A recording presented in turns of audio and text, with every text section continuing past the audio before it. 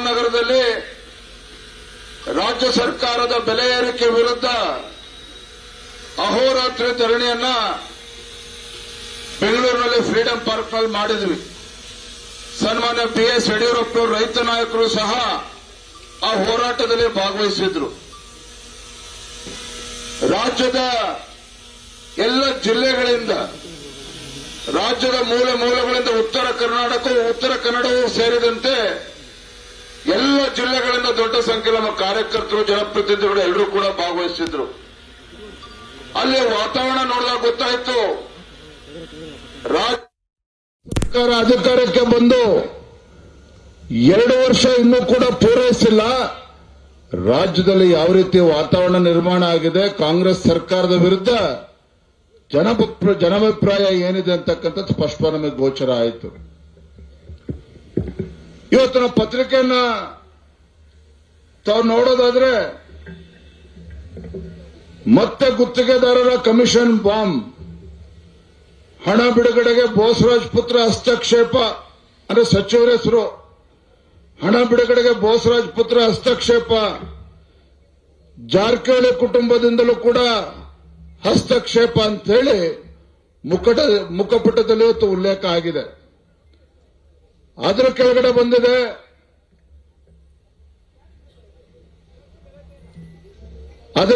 ಬಂದಿದೆ, ಜಾತಿ ಗಣತಿಗೆ ವರದಿಗೆ ಸಂಪುಟ ಅಸ್ತು, ಅಂದ್ರೆ ಸಂಪುಟ ತೀರ್ಮಾನ ಮಾಡ್ತದೆ ಅಂತೇಳಿ. ಮತ್ತೊಂದು ಕಡೆ ಇದೆ, ಮೌಲ್ಯವನ್ನೇ ಕುಗ್ಗಿಸಿ KPTCL ಆಸ್ತಿಗಳನ್ನ ಮಾರೋದಕ್ಕೆ ಹೊರಟಿದ್ದಾರೆ ಅಂತೇಳಿ. ಅಂದ್ರೆ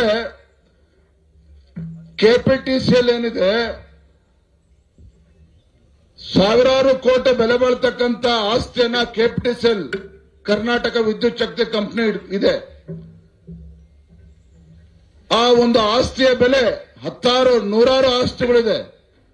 ಉದಾಹರಣೆ, ಈ ಜಮೀನಿನ ಬೆಲೆ 100 ಕೋಟಿ ರೂಪಾಯಿ ಇದ್ರೆ ಅದನ್ನ 30 ಕೋಟಿ ರೂಪಾಯಿ ಅಂತೇಳಿ ತೋರಿಸಿ ಮಾರ್ತಕ್ಕಂಥದ್ದು, ಉಳಿದಿದ್ದ ಕ್ಯಾಶ್ ಅನ್ನು ತೆಗೆದುಕೊಂಡು ಲೂಟಿ ಹೊಡಿತಕ್ಕಂಥದ್ದು. ಈ ರೀತಿ ಒಂದು ಭ್ರಷ್ಟಾಚಾರಕ್ಕೂ ಕೂಡ ರಾಜ್ಯ ಸರ್ಕಾರ ಕೈ ಹಾಕ್ತಾ ಇದೆ.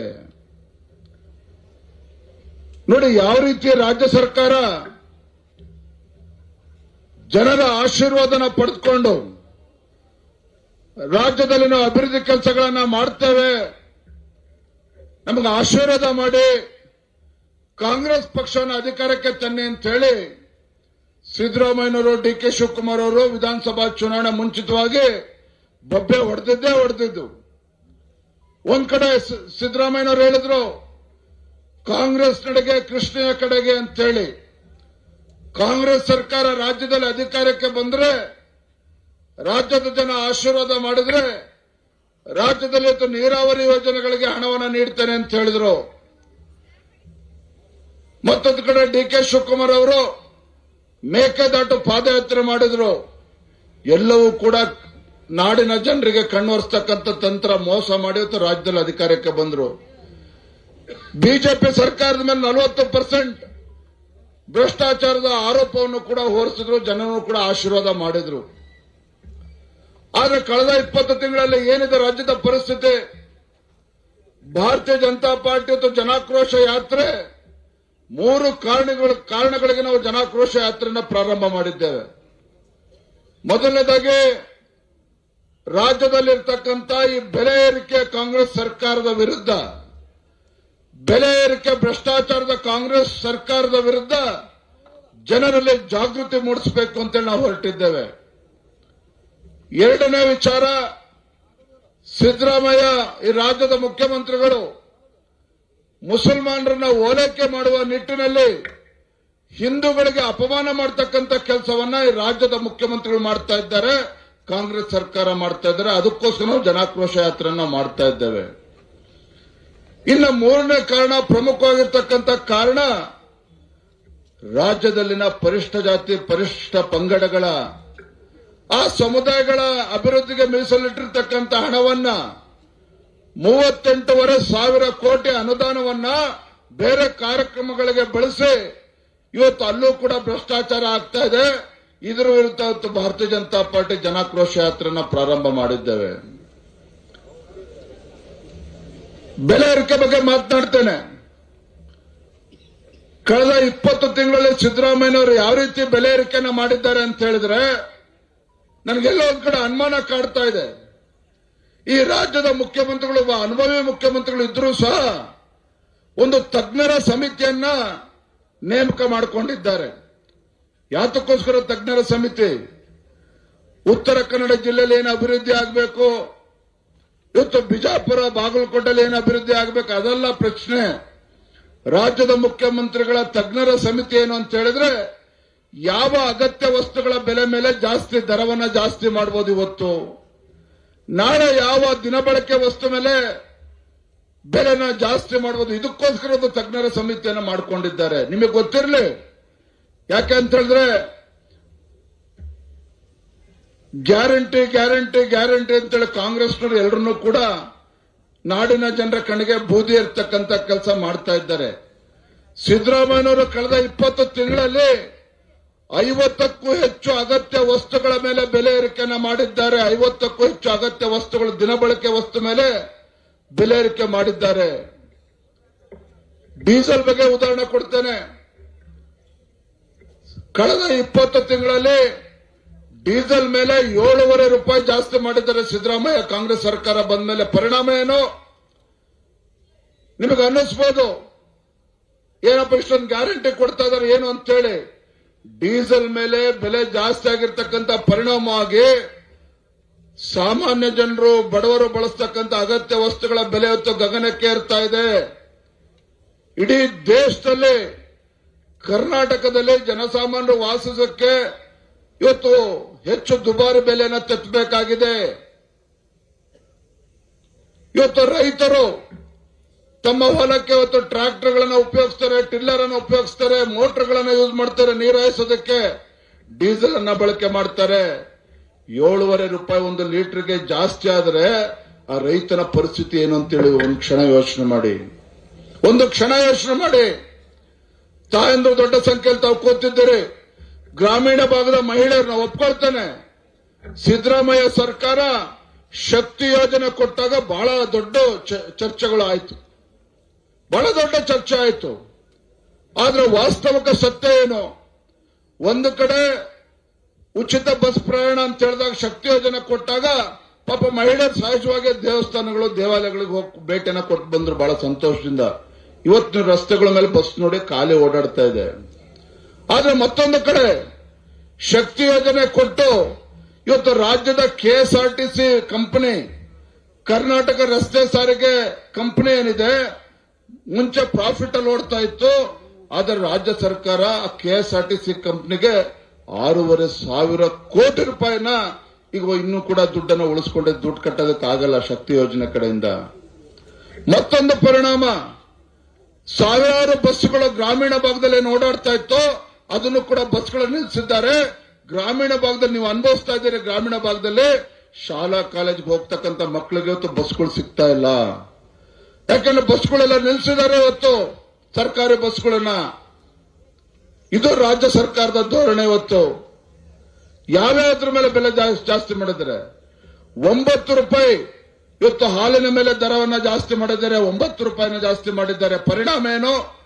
ಪಾಪ ಬಡ ಜನರು ದಿನಕ್ಕೆ 1 ಲೀಟರ್ 2 ಲೀಟರ್ ಹಾಲು ತಗೊಂಡು ಬಂದು ಮಕ್ಕಳಿಗೆ ಪೌಷ್ಟಿಕ ಆಹಾರ ಕೊಡಬೇಕು ಅಂತ ಹೇಳಿದ್ರೆ ಆ ಬಡವನಿಗೆ ಒಂದು ದಿನಕ್ಕೆ 9 ರೂಪಾಯಿ ಜಾಸ್ತಿ ಆಯ್ತು ಅಂದ್ರೆ ಪರಿಣಾಮ ಏನು ಅಂತೇಳಿ ಒಂದು ಕ್ಷಣ ಯೋಚನೆ ಮಾಡಿ. ಅದ್ರ ಪರಿಣಾಮ ಏನು ಅಂತೇಳಿ ಯೋಚನೆ ಮಾಡಿ. ಅಂದ್ರೆ ಈ ಸರ್ಕಾರ, ರಾಜ್ಯದ ಕಾಂಗ್ರೆಸ್ ಸರ್ಕಾರ ಇವತ್ತು ಒಂದು ಕೈಲಿ ಕೊಡ್ತಕ್ಕಂಥದ್ದು ಮತ್ತೊಂದು ಕೈಲಿ ಕಿತ್ಕೊಳ್ತಕ್ಕಂಥ ಕೆಲಸ ಮಾಡ್ತಾ ಇದೆ. ಒಂದು ಕೈಲಿ ಕೊಡ್ತಕ್ಕಂಥದ್ದು ಮತ್ತೊಂದು ಕೈಲಿ ಕಿತ್ಕೊಳ್ತಕ್ಕಂಥ ಕೆಲಸ ಮಾಡ್ತಾ ಇದೆ. ಆ ಕಾರಣಕ್ಕೆ ನಾ ಹೇಳಿದ್ದು, ಈ ರಾಜ್ಯದಲ್ಲಿರ್ತಕ್ಕಂಥ ಕಾಂಗ್ರೆಸ್ ಸರ್ಕಾರ ನುಡಿದಂತೆ ನಡೀತಾ ಇರ್ತಕ್ಕಂಥ ಸರ್ಕಾರ ಅಲ್ಲ, ಎಡವಿ ಬಿದ್ದಿರ್ತಕ್ಕಂಥ ಕಾಂಗ್ರೆಸ್ ಸರ್ಕಾರ, ರಾಜ್ಯದ ಜನರಿಗೆ ಮೋಸ ಮಾಡ್ತಾ ಇರ್ತಕ್ಕಂಥ ಸರ್ಕಾರ. ಮೊನ್ನೆ ನೋಡಿದ್ರೆ ಬಜೆಟ್ ಅನ್ನ ಹೊಟ್ಟೆ ಉರಿತಾ ಇತ್ತು ನಮಗೆ ಸದನದಲ್ಲಿ ಕೂತಾಗ. ಯಾವ ರಾಜ್ಯದ ಮುಖ್ಯಮಂತ್ರಿಗಳು ಇವತ್ತು ಬಜೆಟ್ ಅನ್ನ ಮಂಡನೆ ಮಾಡ್ತಾ ಇರಬೇಕಾದ್ರೆ ಮುಸಲ್ಮಾನರ ಓಲೈಕೆ ಕಾಣ್ತಾ ಇತ್ತು. ಸಾವಿರಾರು ಕೋಟಿ ರೂಪಾಯಿನ. ಭಾರತೀಯ ಜನತಾ ಪಾರ್ಟಿ ಮುಸಲ್ಮಾನರ ವಿರೋಧಿಗಳಲ್ಲ, ಭಾರತೀಯ ಜನತಾ ಪಾರ್ಟಿ ಮುಸಲ್ಮಾನರ ವಿರೋಧಿಗಳಲ್ಲ. ಆದ್ರೆ ಯಾರು ದೇಶದ್ರೋಹಿಗಳಿದ್ದಾರೆ ಆ ದೇಶದ್ರೋಹಿಗಳನ್ನ ಭಾರತೀಯ ಜನತಾ ಪಾರ್ಟಿ ವಿರೋಧ ಮಾಡ್ತಿದೆ, ದೇಶದ್ರೋಹಿಗಳನ್ನ ವಿರೋಧ ಮಾಡ್ತಿದೆ. ವಿಧಾನಸೌಧದಲ್ಲಿ ಪಾಕಿಸ್ತಾನ್ ಜಿಂದಾಬಾದ್ ಅಂತ ಹೇಳಿದ್ರೆ ಅಂತ ದೇಶದ್ರೋಹಿಗಳಿಗೆ ಬಿರಿಯಾನಿ ತಿನ್ಸಿ ಮನೆ ಕಳಿಸ್ತಕ್ಕಂಥ ಕೆಲಸ ಈ ರಾಜ್ಯದ ಮುಖ್ಯಮಂತ್ರಿಗಳು ಮಾಡ್ತಾರೆ. ಮೊನ್ನೆ ಬಜೆಟ್ ಅನ್ನ ಮಂಡನೆ ಮಾಡಿದಾಗ ಹೊಟ್ಟೆ ಉರಿತಾ ಇತ್ತು, ಅಲ್ಲಿ ಮುಸಲ್ಮಾನರ ಹೆಣ್ಮಕ್ಳಿಗೆ ಆತ್ಮರಕ್ಷಣೆಗೋಸ್ಕರ 100 ಕೋಟಿ ರೂಪಾಯಿ ಕೊಡ್ತಾರಂತೆ ಸಿದ್ದರಾಮಯ್ಯನವರು. ನಾಚಿಕೆ ಆಗ್ಬೇಕಲ್ವಾ? ಇವತ್ತು ರಾಜ್ಯದಲ್ಲಿ ಇವತ್ತು 100 ಮಹಿಳೆಯರು ಇವತ್ತು ಬಾಲಿಕೆಯರು ಲವ್ ಜಿಹಾದ್ಗೆ ಬಲಿ ಆಗ್ತಾ ಇದ್ರೆ ಅದು ಹಿಂದೂ ಹೆಣ್ಮಕ್ಳು ಇವತ್ತು ಬಲಿ ಆಗ್ತಾ ಇರ್ತಕ್ಕಂಥದ್ದು ಮುಸಲ್ಮಾನರ ಹೆಣ್ಮಕ್ಳಲ್ಲ, ಮುಸಲ್ಮಾನರ ಹೆಣ್ಮಕ್ಳಲ್ಲ. ಮಾನ್ಯ ಮುಖ್ಯಮಂತ್ರಿಗಳೇ, ಇವತ್ತು ಆತ್ಮರಕ್ಷಣೆಗೆ ನೀವೇನಾದ್ರೂ ಹಣ ಇಡಬೇಕಾಗಿದ್ರೆ ಅದು ಹಿಂದೂ ಕುಟುಂಬಕ್ಕೆ, ಹಿಂದೂ ಹೆಣ್ಮಕ್ಳಿಗೆ ಇಡಬೇಕಾಗಿತ್ತು, ಮುಸಲ್ಮಾನರ ಹೆಣ್ಮಕ್ಳಿಗಲ್ಲ. ಇವತ್ತು ಮುಸಲ್ಮಾನರ ಹೆಣ್ಮಕ್ಳು, ಮುಸಲ್ಮಾನರು ಇವತ್ತು ಅವ್ರ ಮಕ್ಕಳುಗಳು ವಿದೇಶಕ್ಕೆ ವಿದ್ಯಾಭ್ಯಾಸಕ್ಕೆ ಹೋಗ್ತಾರೆ ಅಂತ ಹೇಳಿದ್ರೆ 20 ಲಕ್ಷ ರೂಪಾಯಿ ಇದ್ದನ್ನ 30 ಲಕ್ಷ ರೂಪಾಯಿ ಏರಿಸಿದ್ದಾರೆ. ಯಾಕೆ? ಹಿಂದೂಗಳಲ್ಲಿ ಬಡವ್ರ ಮಕ್ಕಳು ಕಾಣ್ತಾ ಇಲ್ವಾ ಸಿದ್ದರಾಮಯ್ಯನವರಿಗೆ? ಹಿಂದೂಗಳಲ್ಲಿ ಇವತ್ತು ಬಡವರು ಹೊರದೇಶಕ್ಕೆ ಹೋಗಿ ಉನ್ನತ ಶಿಕ್ಷಣ ಪಡೆದುಕೊಂಡು ಅವರ ಸ್ವಾಭಿಮಾನದ ಬದುಕನ್ನ ಬಾಳಬಾರ್ದಾಗಾದ್ರೆ ಹಿಂದೂಲಿರ್ತಕ್ಕಂಥ ಮಕ್ಕಳು, ವಿದ್ಯಾರ್ಥಿನಿಯರು ಮುಸಲ್ಮಾನರೇ ಕಾಣ್ತಾ ಇದ್ದಾರೆ ಸಿದ್ದರಾಮಯ್ಯನವರೇ. ಮೌಲ್ಯಗಳಿಗೆ ಇವತ್ತು ಹಣವನ್ನ ಜಾಸ್ತಿ ಮಾಡಿದ್ದಾರೆ. ಅಷ್ಟೇ ಅಲ್ಲ, ಮುಸಲ್ಮಾನರಲ್ಲಿರ್ತಕ್ಕಂಥ ಬಡ ಹೆಣ್ಮಕ್ಳು ಮದುವೆಗೆ 50,000 ರೂಪಾಯಿ ಕೊಡ್ತಾರಂತೆ. ಈ ಅಯೋಗ್ಯ ಕಾಂಗ್ರೆಸ್ ಸರ್ಕಾರಕ್ಕೆ ಹಿಂದೂಲಿರ್ತಕ್ಕಂಥ ಬಡ ಹೆಣ್ಮಕ್ಳು ಕಾಣ್ತಾ ಇಲ್ವಾಗಾದ್ರೆ? ಅದಕ್ಕೋಸ್ಕರ ಭಾರತೀಯ ಜನತಾ ಪಾರ್ಟಿ ಜನಾಕ್ರೋಶ ಯಾತನೆ ಮಾಡ್ತಾ ಇದ್ದಾರೆ. ಬಂಧುಗಳ, ಭಾರತೀಯ ಜನತಾ ಪಾರ್ಟಿ ಇವತ್ತು ಮುಸಲ್ಮಾನರ ವಿರೋಧಿಗಳಲ್ಲ, ಆದ್ರೆ ದೇಶದ್ರೋಹಿಗಳನ್ನ ಬಿಡ್ತಕ್ಕಂಥ ಪ್ರಶ್ನೆ ಇಲ್ಲ. ಯಾವ ಭಾರತೀಯ ಜನತಾ ಪಾರ್ಟಿ ಹಿಂದೆ ಅದೇ ಕಾಶ್ಮೀರದಲ್ಲಿ ಉಗ್ರಗಾಮಿಗಳು ಸವಾಲನ್ನ ಹಾಕಿದ್ರು, ಬನ್ನಿ ತಾಕತ್ತಿದ್ರೆ ನಿನ್ನ ತಾಯಿ ಎದಾಲನ್ನ ಕುಡಿದಿದ್ರೆ ಕಾಶ್ಮೀರದ ಲಾಲ್ ಚೌಕಕ್ಕೆ ಬಂದು ಭಾರತದ ತ್ರಿವರ್ಣ ಧ್ವಜ ಹಾರಿಸಿ ನೋಡೋಣ ಅಂತ ಸವಾಲನ್ನ ಕಾಶ್ಮೀರದ ಉಗ್ರಗಾಮಿಗಳು ಹಾಕಿದ್ರು. ಭಾರತೀಯ ಜನತಾ ಪಾರ್ಟಿ ಹಿಂದೆ ಹೋಗ್ಲಿಲ್ಲ.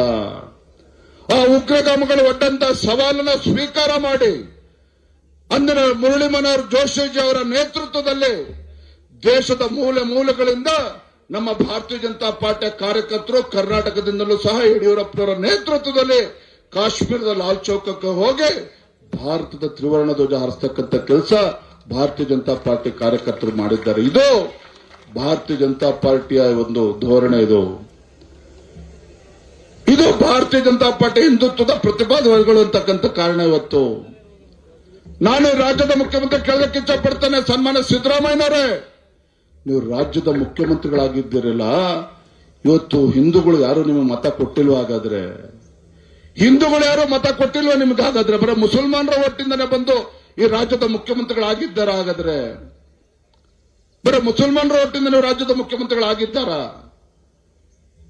ಯಾರ ಟ್ಯಾಕ್ಸ್ ಹಣವನ್ನು ಈ ರೀತಿ ನೀವು ಖರ್ಚು ಮಾಡ್ತಾ ಇದ್ದೀರಿ?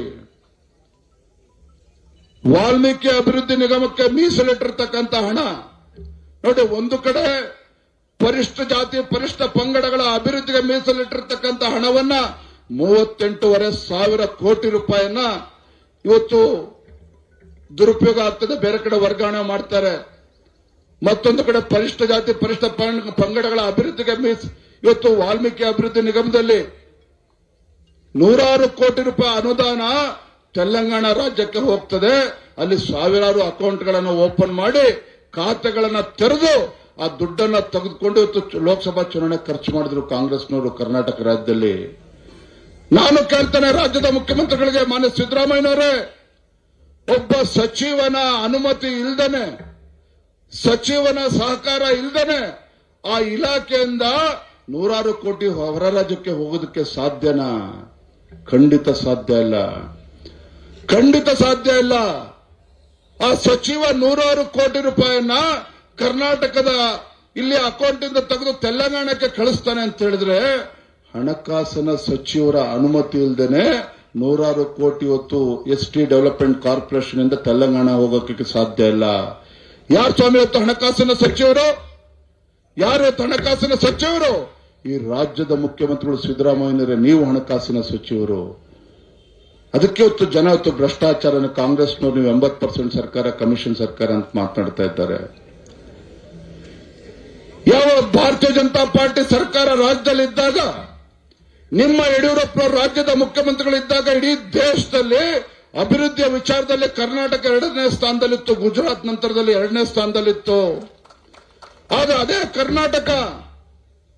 ಕರ್ನಾಟಕ ರಾಜ್ಯದಲ್ಲಿ ಇವತ್ತು ಅಭಿವೃದ್ಧಿ ಕಾಣ್ತಾ ಇಲ್ಲ, ಯಾವುದೇ ಅಭಿವೃದ್ಧಿ ಕೆಲಸ ಕಾರ್ಯಗಳು ಕಾಣ್ತಾ ಇಲ್ಲ.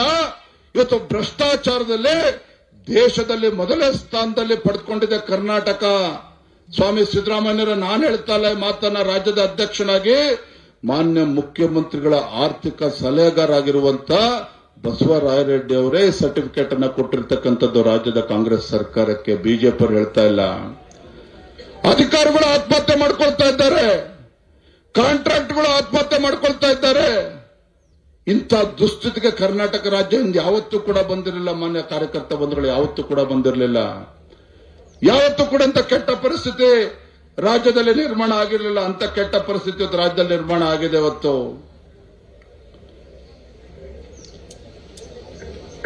ನಾನು ತಮಗೆ ಕೇಳ್ತೇನೆ, ಇವತ್ತು ಪತ್ರಿಕಾ ಹಾಗೂ ಮಾಧ್ಯಮದ ಸ್ನೇಹಿತರು ಇದ್ದಾರೆ.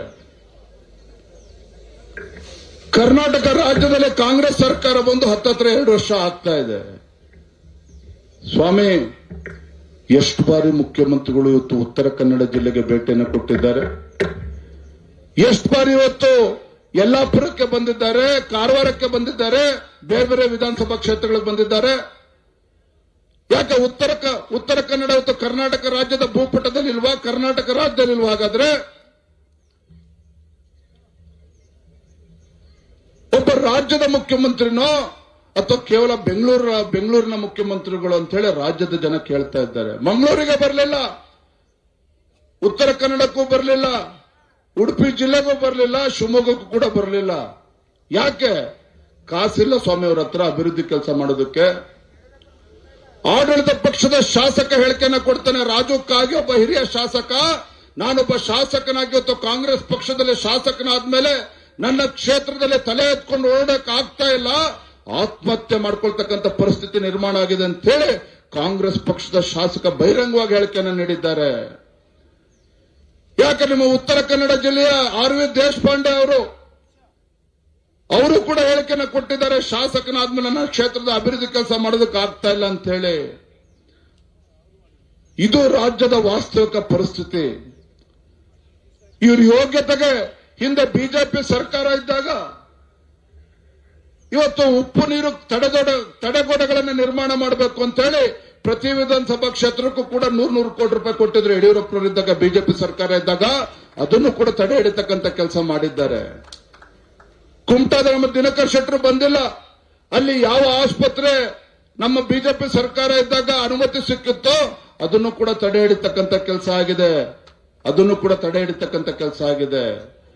ಇವತ್ತೇನಾದ್ರೂ ಈ ಸ್ಥಳೀಯ ಕ್ಷೇತ್ರದ ಶಾಸಕರ ಬಗ್ಗೆ ಹೇಳ್ತಾನೆ, ಆ ಪುಣ್ಯಾತ್ಮ ಇವತ್ತೇನಾದ್ರು ಉದ್ಘಾಟನೆ ಮಾಡ್ತಿದ್ದಾನೆ ಅಂತ ಹೇಳಿದ್ರೆ ಬಿಜೆಪಿ ಸರ್ಕಾರ ಯಡಿಯೂರಪ್ಪರು ಕೊಟ್ಟಂತ ಅನುದಾನದಲ್ಲಿ ಇವತ್ತು ಕಾರ್ಯಕ್ರಮ ಉದ್ಘಾಟನೆ ಆಗ್ತಿದೆ ಹೊರತು ಅವ್ರು ಯಾವುದೋ ₹1 ತರೋದಕ್ಕೆ ಸಾಧ್ಯ ಇಲ್ಲ.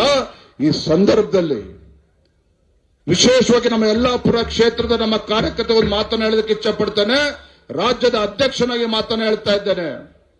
ಮುಂದಿನ ವಿಧಾನಸಭಾ ಚುನಾವಣೆ ಯಾವತ್ತೇ ಬರಲಿ, ಉತ್ತರ ಕನ್ನಡದ ಎಲ್ಲ 5 ಕ್ಷೇತ್ರಗಳು ಯಲ್ಲಾಪುರವು ಒಳಗೊಂಡಂತೆ 6 ಕ್ಷೇತ್ರಗಳು ಒಬ್ಬ ಸಾಮಾನ್ಯ ಕಾರ್ಯಕರ್ತನ ಬೇಕಾದ್ರೆ ಯಲ್ಲಾಪುರದಲ್ಲಿ ನಿಲ್ಲಿಸೋಣ.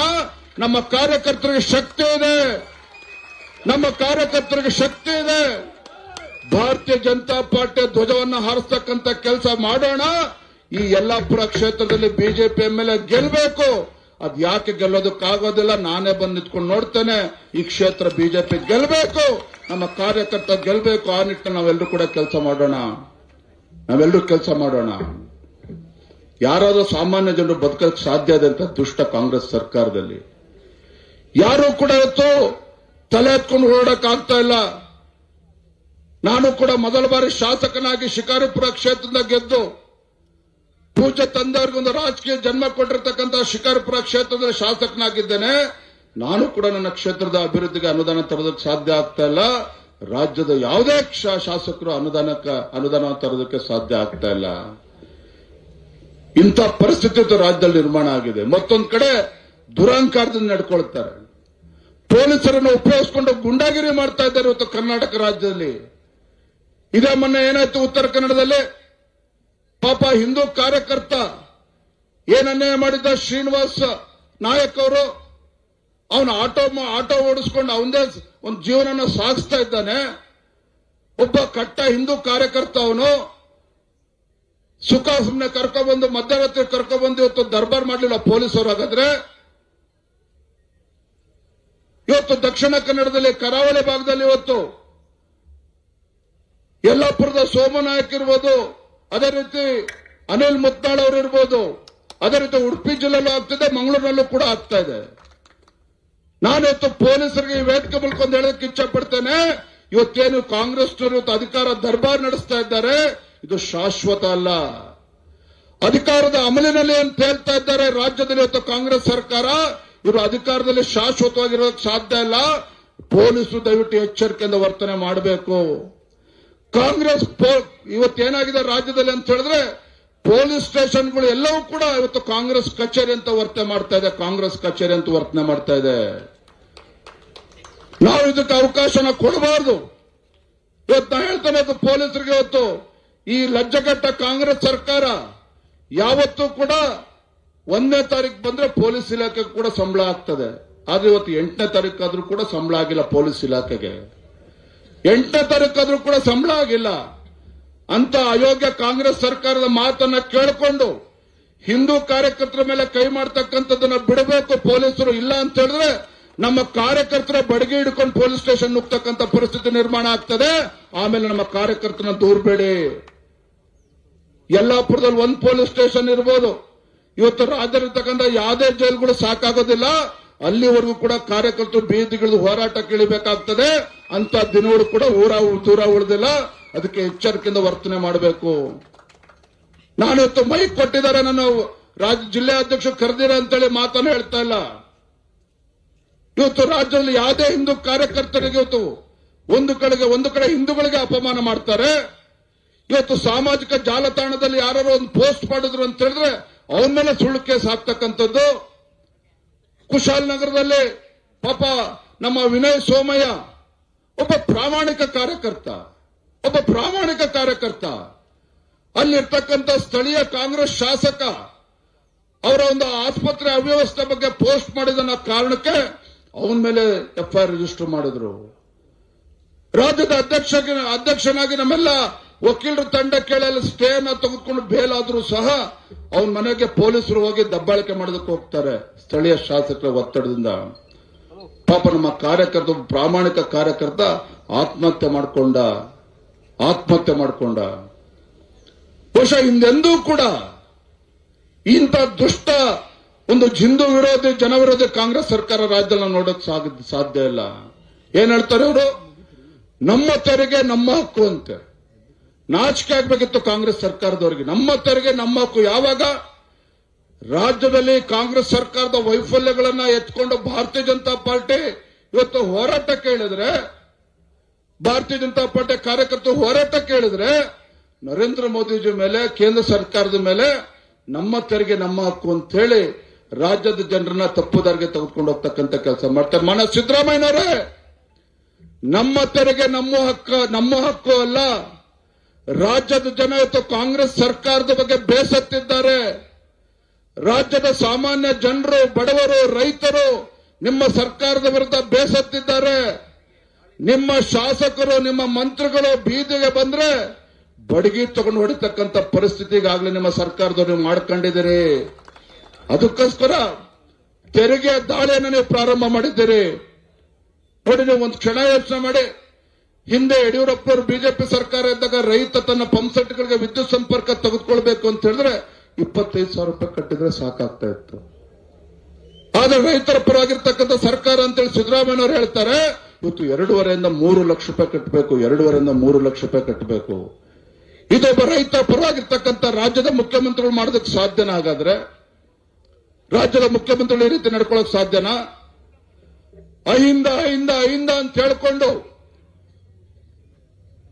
ಹಿಂದ ಸಮುದಾಯಗಳನ್ನ ಮರ್ತಾ ಬಿಟ್ಟಿದ್ದಾರೆ. ಹಿಂದುಳಿದ ಸಮುದಾಯಗಳನ್ನ ಮರ್ತಾ ಬಿಟ್ಟಿದ್ದಾರೆ. ಇವತ್ತು ಮೀನುಗಾರರ ಬಗ್ಗೆ ಮಾತನಾಡ್ತಾ ಇಲ್ಲ, ಯಾವುದೇ ಯೋಜನೆಗಳು ಕೊಡ್ತಾ ಇಲ್ಲ. ರಾಜ್ಯದಲ್ಲಿರ್ತಕ್ಕಂಥ ನೇಕಾರರು, ಮಡಿವಾಳರು, ಹಡಪದ ಅಪ್ಪಣ್ಣ ಸಮಾಜ, ಸವಿತಾ ಸಮಾಜ,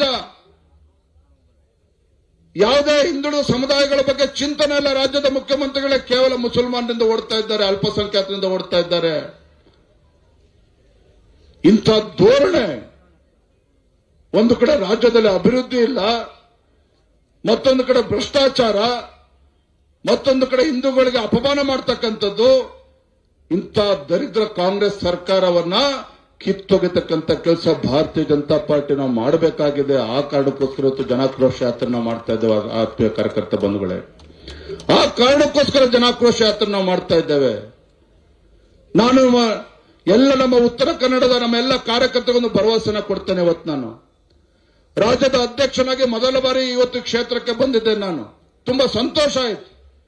ನೀವು ಯಾವ ಉತ್ಸಾಹದಲ್ಲಿ ಇವತ್ತು ಈ ಜನಾಕ್ರೋಶ ಯಾತ್ರೆ ನೀವು ಭಾಗವಹಿಸಿದ್ದೀರಿ ಅಂತ ಹೇಳಿದ್ರೆ, ನಿಮ್ಮ ಜಯಘೋಷಗಳನ್ನ ಕೇಳಿದಾಗ, ನಮ್ಮ ತಾಯಂದಿರು ಯುವಕರ ಜಯಘೋಷಗಳನ್ನ ಕೇಳಿದಾಗ ಎಲ್ಲ ಭಾರತೀಯ ಜನತಾ ಪಾರ್ಟಿ ಸರ್ಕಾರ ರಾಜ್ಯದಲ್ಲಿ ಬಂದಿದೇನಪ್ಪ, ಅಷ್ಟು ಉತ್ಸಾಹದಲ್ಲಿ ನೀವೆಲ್ಲರೂ ಕೂಡ ನೋಡಿದ್ದೇನೆ. ನಿಮ್ಮ ಮುಖದಲ್ಲಿ ಉತ್ಸಾಹವನ್ನು ನೋಡಿದ್ದೇನೆ. ಒಂದು ಭರವಸೆನ ಕೊಡ್ತೇನೆ. ಕೇಂದ್ರದಲ್ಲಿ ನರೇಂದ್ರ ಮೋದಿಜಿ ಅಂತಕ್ಕಂಥ ಒಂದು ದಿಟ್ಟ ನಾಯಕತ್ವ ಸಿಕ್ಕಾಗ, ಈ ದೇಶದ ಹೆಮ್ಮೆಯ ಪ್ರಧಾನಮಂತ್ರಿ ನರೇಂದ್ರ ಮೋದಿಜಿ ಅವರು ಮೊನ್ನೆ ದಿನ ಮಂಗಳೂರಲ್ಲಿ ಒಬ್ರು ಪ್ರಶ್ನೆ ಕೇಳಿದ್ರು ಪತ್ರಕರ್ತರು, ಏನ್ ಸ್ವಾಮಿ ನೀವು ಬಿಜೆಪಿಯವರು ವ್ಯಕ್ತಿ ಪೂಜೆ ಮಾಡೋದಿಲ್ಲ, ಆದ್ರೆ ನರೇಂದ್ರ ಮೋದಿಜಿಯಿಂದ ಯಾಕೆ ಹೊರಟಿದ್ದೀರಿ ಅಂತ ಪತ್ರಕರ್ತರು ಪ್ರಶ್ನೆ ಮಾಡಿದ್ರು. ಅವ್ರು ಉತ್ತರ ಕೊಟ್ಟೆ, ನೀವು ತಪ್ಪು ತಿಳ್ಕೊಂಡಿದ್ದೀರಿ. ನರೇಂದ್ರ ಮೋದಿಜಿ ಒಂದು ವ್ಯಕ್ತಿ ಅಲ್ಲ, ಅದೊಂದು ಶಕ್ತಿ. ನರೇಂದ್ರ ಮೋದಿಜಿ ಅಂತಕ್ಕಂಥದ್ದು ವ್ಯಕ್ತಿ ಅಲ್ಲ, ಅದೊಂದು ಶಕ್ತಿ. ಯಾವಾಗ ಹಿಂದೆ ಮನಮೋಹನ್ ಸಿಂಗ್ ಅಂತವನು ಈ ದೇಶದ ಪ್ರಧಾನಮಂತ್ರಿಗಳಿದ್ದಾಗ, ಈ ದೇಶದ ಪ್ರಧಾನಮಂತ್ರಿ ಅಮೆರಿಕ ಹೋಗ್ಲಿ ಹೊರದೇಶಕ್ಕೆ ಹೋಗ್ಲಿ ಭಿಕ್ಷಾ ಪಾತ್ರನ ತೆಗೆದುಕೊಂಡು ಹೋಗ್ತಾ ಇದ್ರು. ಮನಮೋಹನ್ ಸಿಂಗ್ ಅವರು ಅಮೆರಿಕ ಬೇರೆ ಬೇರೆ ದೇಶಕ್ಕೆ ಹೋದ್ರೆ ಯಾವತ್ ಅಮೆರಿಕಾಗ ಹೋದ್ರು ಯಾವತ್ ಬಂದ್ರು ಅಲ್ಲಿರ್ತಕ್ಕಂಥ ಪತ್ರಿಕೆಗಳು ಬರೀತಿರ್ಲಿಲ್ಲ, ನಮ್ಮ ದೇಶದ ಪತ್ರಿಕೆಗಳು ಕೂಡ ಬರೀತಾ ಇರಲಿಲ್ಲ. ಆದ್ರೆ ಇವತ್ತು ನನ್ನ ದೇಶದ ಹೆಮ್ಮೆಯ ಪ್ರಧಾನಮಂತ್ರಿ ನರೇಂದ್ರ ಮೋದಿಜಿಯವರು ಅಮೆರಿಕ ಹೋದ್ರೆ ರತ್ನ ಗಂಬಳಿ ಹಾಕಿ ನಮ್ಮ ಪ್ರಧಾನಮಂತ್ರಿಯನ್ನ ಸ್ವಾಗತ ಮಾಡ್ತಾರೆ, ರತ್ನ ಗಂಬಳಿಯಿಂದ ಸ್ವಾಗತ ಮಾಡ್ತಾರೆ. ಅರಬ್ ದೇಶಗಳು ಸೇರಿದಂತೆ ಜಗತ್ತಿನ ಅನೇಕ ರಾಷ್ಟ್ರಗಳು ನಮ್ಮ ಪ್ರಧಾನಮಂತ್ರಿ ನರೇಂದ್ರ ಮೋದಿಜಿ ಅವರಿಗೆ ಉನ್ನತ ನಾಗರಿಕ ಸನ್ಮಾನವನ್ನ ಪ್ರಶಸ್ತಿಗಳನ್ನು ನೀಡಿದ್ದಾರೆ. ಇದು ನರೇಂದ್ರ ಮೋದಿಜಿ ಅವರು. ಯಾವ ಭಾರತ ಜಗತ್ತಿನ ಆರ್ಥಿಕ ಶಕ್ತಿ ಅಂತೇಳಿ ಯಾರೂ ಕೂಡ ಪರಿಗಣಿಸಿರಲಿಲ್ಲ. 12ನೇ ಸ್ಥಾನದಲ್ಲಿತ್ತು ಭಾರತ 2014 ಮುಂಚಿತವಾಗಿ. ಅದೇ ಭಾರತ ಇವತ್ತು ಜಗತ್ತಿನಲ್ಲಿ 5ನೇ ದೊಡ್ಡ ಒಂದು ಆರ್ಥಿಕ ಶಕ್ತಿಯಾಗಿ ಹೊರಹೊಮ್ಮಿದೆ ಅಂತ ಹೇಳಿದ್ರೆ ಅದಕ್ಕೆ ಕಾರಣ ನರೇಂದ್ರ ಮೋದಿಜಿ ಅಂತಕ್ಕಂಥ ಶಕ್ತಿ, ನರೇಂದ್ರ ಮೋದಿಜಿ ಅಂತಕ್ಕಂಥ ಶಕ್ತಿ. ಹಾಗಾಗಿ ಕಾರ್ಯಕರ್ತ ಬಂಧುಗಳೇ, ನರೇಂದ್ರ ಮೋದಿಜಿ ಅಂತಕ್ಕಂಥ ಪುಣ್ಯಾತ್ಮ ದೇಶದ ಪ್ರಧಾನಮಂತ್ರಿ ಇದ್ದಾಗ ನಾವು ಭಾರತೀಯ ಜನತಾ ಪಾರ್ಟಿಯ ಕಾರ್ಯಕರ್ತರು ಅಂತ ಹೇಳ್ಕೊಳ್ಳೋದಕ್ಕೆ ನಮ್ಗೆ ಹೆಮ್ಮೆ ಅನ್ನಿಸ್ತದೆ. ನನಗೆ ಗೊತ್ತಿದೆ, ವೇದಿಕೆ ಮೇಲೆ ವೇದಿಕೆ ಮುಂಭಾಗದಲ್ಲಿ ಕೂತಿರ್ತಕ್ಕಂಥ ಅನೇಕ ನಮ್ಮ ಸಾವಿರಾರು ಕಾರ್ಯಕರ್ತರು, ನಮ್ಮ ಕಾರ್ಯಕರ್ತರು ರಾಜ್ಯದಲ್ಲಿ ಲಕ್ಷಾಂತರ ಕಾರ್ಯಕರ್ತರು. ನಾವು ಯಾರೂ ಕೂಡ ಯಾವುದೇ ಸ್ಥಾನಮಾನವನ್ನ ಬಯಸಿಲ್ಲ. ಭಾರತೀಯ ಜನತಾ ಪಾರ್ಟಿಯಿಂದ ಯಾರನ್ನೇ MLA ಕ್ಯಾಂಡಿಡೇಟ್ ಮಾಡಲಿ, MP ಕ್ಯಾಂಡಿಡೇಟ್ ಮಾಡಲಿ, ಪುರಸಭೆ ಕ್ಯಾಂಡಿಡೇಟ್ ಮಾಡಲಿ, ಕಾರ್ಪೊರೇಷನ್ ಕ್ಯಾಂಡಿಡೇಟ್ ಮಾಡಲಿ, ಯಾರನ್ನೇ ಅಭ್ಯರ್ಥಿ ಅಂತ ಮಾಡಿದ್ರು ಸಹ ನಮ್ಮ ಭಾರತೀಯ ಜನತಾ ಪಾರ್ಟಿಯ ಕಾರ್ಯಕರ್ತ ನಮ್ಮ ಬಿಜೆಪಿ ಅಭ್ಯರ್ಥಿ ಅಂತೇಳಿ ಜಾತಿ ಮತ ಧರ್ಮ ಎಲ್ಲವನ್ನೂ ಮರೆತು ತನು ಮನ ಧನ ಎಲ್ಲವನ್ನೂ ಅರ್ಪಿಸಿತು ಭಾರತೀಯ ಜನತಾ ಪಾರ್ಟಿಯನ್ನು ಬಲಪಡಿಸತಕ್ಕಂಥ ದೇವದುರ್ಲಭವಾಗಿರ್ತಕ್ಕಂಥ ಕಾರ್ಯಕರ್ತರು ತಾವೆಲ್ಲರೂ ಕೂಡ ಕೂತಿದ್ದೀರಿ. ಈ ಸಂದರ್ಭದಲ್ಲಿ ಒಂದು ಮಾತನ್ನು ಹೇಳಿ ನಾನು ಮಾತನ್ನು ಮುಗಿಸ್ತೇನೆ. ನಾನು ಇವತ್ತು ಯಡಿಯೂರಪ್ಪನವ್ರ ಮಗ ಅಂತ ಹೇಳೋದಕ್ಕೆ ಹೆಮ್ಮೆ ಅನ್ನಿಸ್ತದೆ, ಮಾಜಿ ಮುಖ್ಯಮಂತ್ರಿ ಮಗ ಅಂತ ಹೇಳೋದಕ್ಕೆ ನನಗೆ ಹೆಮ್ಮೆ ಅನ್ನಿಸ್ತದೆ. ಅದಕ್ಕಿಂತ ಮಿಗಿಲಾಗಿ ಭಾರತೀಯ ಜನತಾ ಪಾರ್ಟಿಯ ಕಾರ್ಯಕರ್ತ ಅಂತ ಹೇಳೋದಕ್ಕೆ ಇನ್ನೂ ಕೂಡ ನನಗೆ ಸಂತೋಷ ಆಗ್ತದೆ. ನಾನು ಕೂಡ ಶಪಥ ಮಾಡಿದ್ದೇನೆ ಆತ್ಮೀಯ ಕಾರ್ಯಕರ್ತ ಬಂಧುಗಳೇ, ಮುಂದಿನ ದಿನಗಳಲ್ಲಿ ಯಾವತ್ತೇ ವಿಧಾನಸಭಾ ಚುನಾವಣೆ ನಡೀಲಿ, ಕರ್ನಾಟಕ ರಾಜ್ಯದಲ್ಲಿ ಭಾರತೀಯ ಜನತಾ ಪಾರ್ಟಿ ಸ್ಪಷ್ಟ ಬಹುಮತದೊಂದಿಗೆ ರಾಜ್ಯದಲ್ಲಿ ಅಧಿಕಾರಕ್ಕೆ ಬರಬೇಕು. ಭಾರತೀಯ ಜನತಾ ಪಾರ್ಟಿಯ ಪ್ರತಿಯೊಬ್ಬ ಕಾರ್ಯಕರ್ತ ಸ್ವಾಭಿಮಾನದಿಂದ ತಲೆ ಎತ್ಕೊಂಡು ಓಡಾಡಬೇಕು ಅಂತ ಒಳ್ಳೆ ದಿನಗಳು, ಶುಭ ದಿನಗಳು ಬರ್ತದೆ. ಅದಕ್ಕೆ ನಿಮ್ಮೆಲ್ಲ ಸಹಕಾರ ಬೇಕಾಗ್ತದೆ. ಆ ನಿಟ್ಟಿನಲ್ಲೂ ಕೂಡ ಬಂದಿದ್ದೇನೆ. ರಾಜ್ಯದ ಜನ ಶಾಪ ಆಗ್ತಿದ್ದಾರೆ ಕಾಂಗ್ರೆಸ್ ಸರ್ಕಾರದ ವಿರುದ್ಧ. ಇಂಥ ಕಾಂಗ್ರೆಸ್ ಸರ್ಕಾರವನ್ನ ಕಿತ್ತೊಗಿತಕ್ಕಂಥ ಪುಣ್ಯದ ಕೆಲಸ ನಮ್ಮೆಲ್ಲ ಭಾರತೀಯ ಜನತಾ ಪಾರ್ಟಿಯ ಕಾರ್ಯಕರ್ತರು ಮಾಡಬೇಕಾಗಿದೆ. ಕುಂತಲ್ಲಿ ನಿಂತಲ್ಲಿ ಈ ರಾಜ್ಯ ಸರ್ಕಾರದ ಬಂಡವಾಳನ ಬಯಲು ಮಾಡಬೇಕಾಗಿದೆ. ಪೊಳ್ಳು ಭರವಸೆಗಳನ್ನ ಕೊಟ್ಟು ಗ್ಯಾರಂಟಿಗಳನ್ನ ನೆಪ ಮಾಡಿಕೊಂಡು ಯಾವ ರೀತಿ ನಾಡಿನ ಜನರ ಕೊಳ್ಳೆ ಹೊಡಿತಾ ಇದೆ, ಲೂಟಿ ಹೊಡಿತಾ ಇದೆ ಅನ್ನೋದನ್ನು ಕೂಡ ಗ್ರಾಮೀಣ ಭಾಗದಲ್ಲಿ ವಿಶೇಷವಾಗಿ ಮತದಾರರಿಗೆ ನೆನಪು ಮಾಡಿಕೊಡ್ತಕ್ಕಂಥ ಕೆಲಸ ಮಾಡಬೇಕಾಗಿದೆ. ಇಂಥ ದರಿದ್ರ ಸರ್ಕಾರನ ಕಿತ್ತೋಗಬೇಕು. ಆ ನಿಟ್ಟಿನಲ್ಲಿ ಇವತ್ತು ಜನಾಕ್ರೋಶ ಯಾತ್ರೆ ಮಾಡ್ತಾ ಇದ್ದಾರೆ.